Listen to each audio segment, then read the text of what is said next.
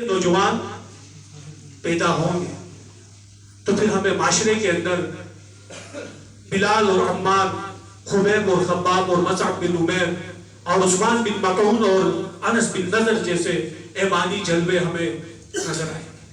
پھر جنت کی ہوائیں اور پھر ایمان کی جلوے جو ہے وہ دوبارہ چلنی شروع ہو جائے.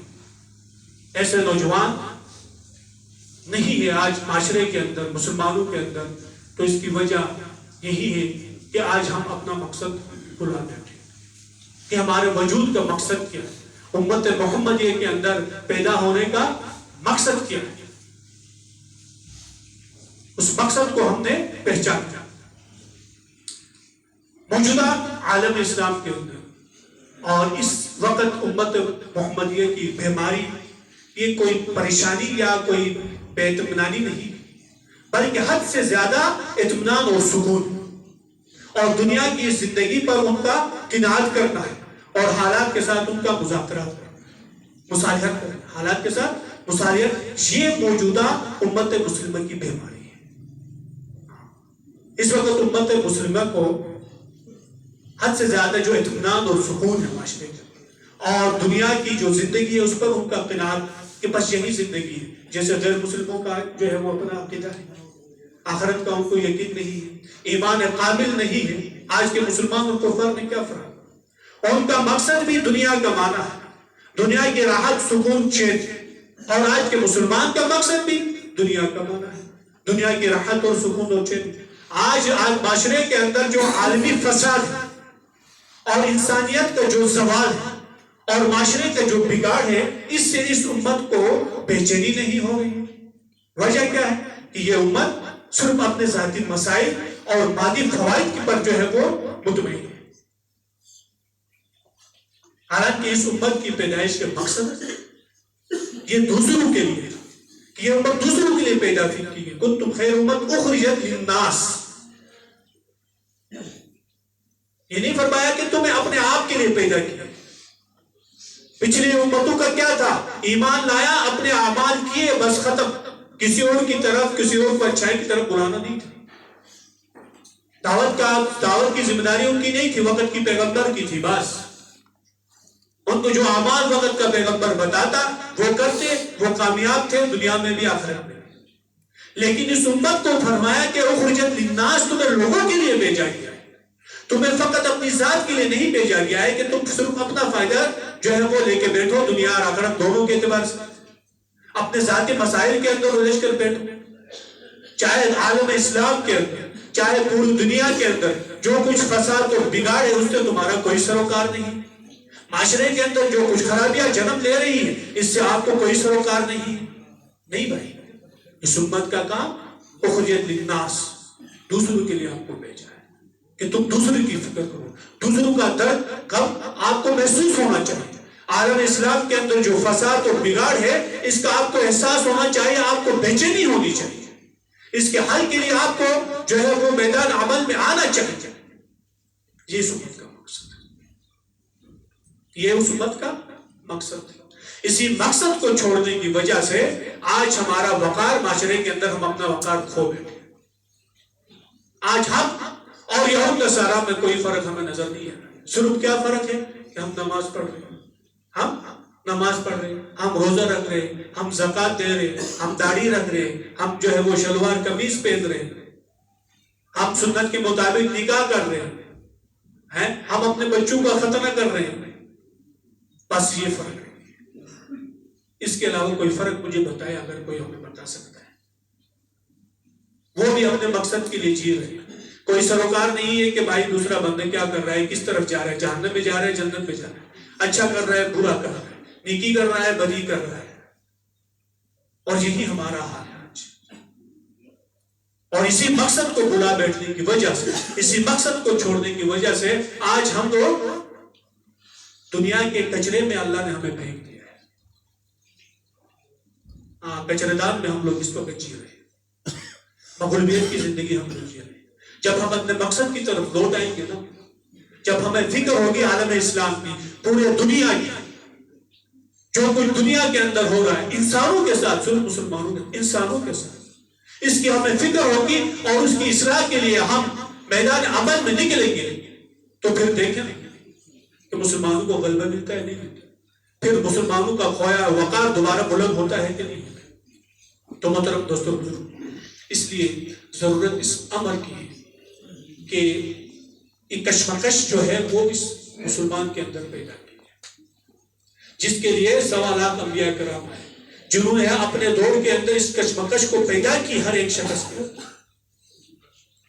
آج عالم اسلام کی بقا یا اس کی بہتری اس میں نہیں ہے کہ اس کو جو ہے وہ راحت اور سکون کی دعا کی جائے، بلکہ ان کی خواہش میں ہے اس کو کرب اور درد اور اضطراب کی دعا کی جائے، اور ان سے برملا یہ کہا جائے کہ خدا تجھے کسی طوفان سے آشنا کر دے کہ تمہارے بہر کے موجوں میں کوئی اضطراب نہیں، کوئی کرب نہیں۔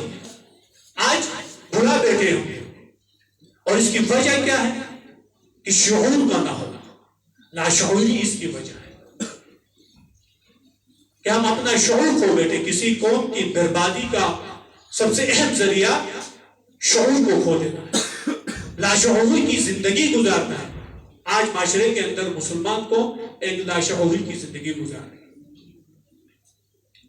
کوئی قوم ہر طرح کی صلاحیتیں ہونے کے باوجود اور دینی سرفرازیاں اور دینی دنیوی دولتوں سے مالا مال ہونے کے باوجود اگر پھر بھی وہ قوم اس قوم کے اندر شعور نہیں، اور وہ قوم اپنے جو ہے وہ حکمران اور قائدین کا احتساب نہیں کر سکتی، قومی مجرموں کو اور سزا دلانے کی ان کے اندر طاقت نہیں، قوت نہیں، اور وہ اپنے خود غرض حکمرانوں اور رہنماؤں کی چرب زبانی اور چالاکیوں سے وہ متاثر ہوتی رہتی، تو پھر ایسی قوم کیا ہوتی ہے کہ وہ ان مفاد پرست رہنماؤں کا کھلونا بن جاتی ہے، اور پھر وہ مفاد پرست حکمران اور مفاد پرست ممالک وہ کیا کرتے ہیں، اپنے منمانی کاروبار دنیا کے اندر کرتے رہتے ہیں، ان کی لاشعوری کی وجہ سے، ان کی سادگی کی وجہ سے، اور پھر وہ مطمئن ہوتے اس بات پر ہمارا کوئی احتساب نہیں ہوگا،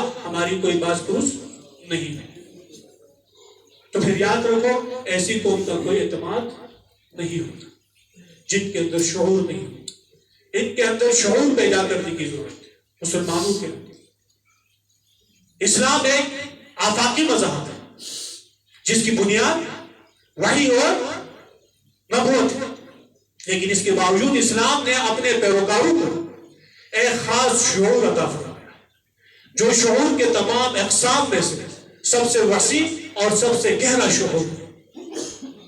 اس کی مثال میں آپ کو دیتا ہوں کہ صحابہ کرام رضوان اللہ تعالیٰ علیہ مجمعین کہ وہ رسول اللہ صلی اللہ علیہ وسلم کی صحبت اور اس کی تربیت میں،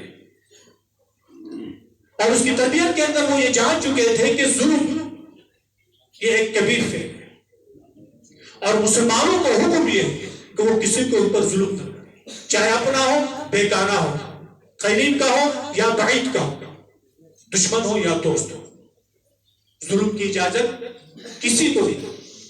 یہ وہ رسول اللہ صلی اللہ علیہ وسلم کی تربیت اور صحبت سے جان چکے تھے، اور قبائلی اور اپنے تعصبات جتنے بھی تھے، جو جاہلانہ تعصبات تھے، ان کو پتا تھا اسلام کے اندر اس کی کوئی گنجائش نہیں ہے، ان کے خمیر کے اندر یہ بس چکا تھا۔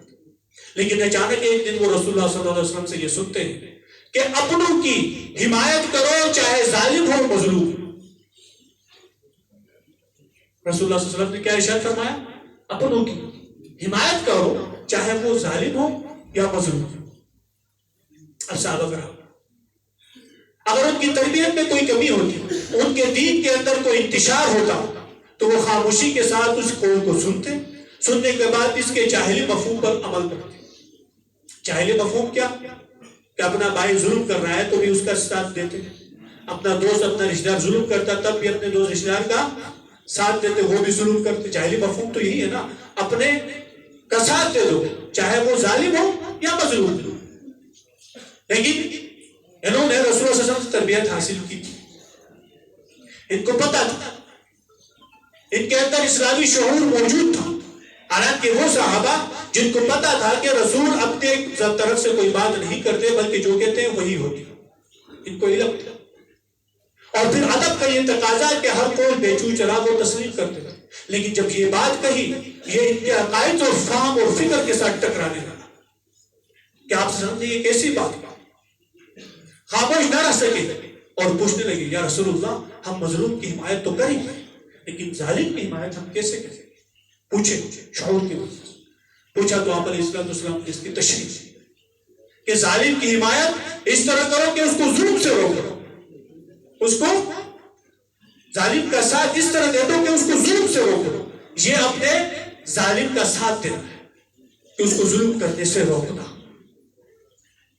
جب اس کی تشریح کی تو پھر صحابہ کرام اس کو سمجھ اور یہ اسلام کی جو ہے وہ حساس نظام اسلام کی جو ہے وہ نزاکت ہے کہ اس نے ایک شعور عطا فرمایا ہے مسلم اقوام کو مسلم قوم کو.